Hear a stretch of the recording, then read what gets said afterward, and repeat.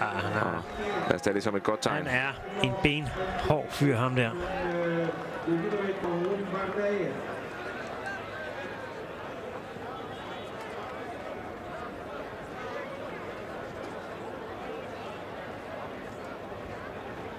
Det er en trist afslutning på. Ja, lidt synd, at det bliver forstyrret. Ja, ligesom om, at det er sådan set Van Avermaet, der ryger først, og så hiver han. Han hænger fast i ham på en eller anden måde, fordi han er sådan set forbi ham. Ja, vi kan se det igen her. Det er altså Avermaet, der sidder inderst i den røde trøje. Der kører Petacchi udenom ham.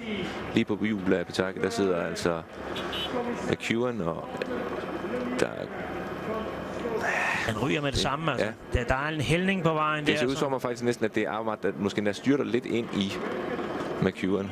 Fordi det er jo ikke, fordi de er tæt på hinanden, sådan ud over det sædvanlige. Nej, det er det. Det er lidt held i uheld. Altså, det var ikke decideret en svinestreg for nogle af dem, synes jeg. Det kan man ikke sige. Han er jo på vej frem. McEwen, og der er plads. Han sidder jo lige bag ved Petacchi, så han sidder virkelig bare på hjulet ham. Kenny van Hummel benytter chancen til at komme forbi. Komme ind på andenpladsen.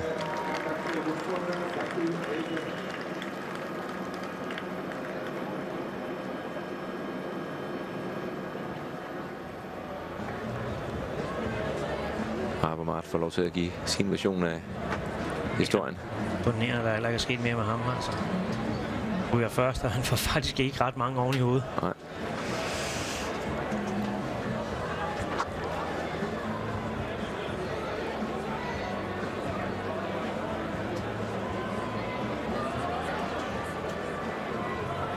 Men det afslutter jo så, som vi talte om før. Her kan vi se, at vi er inde i området.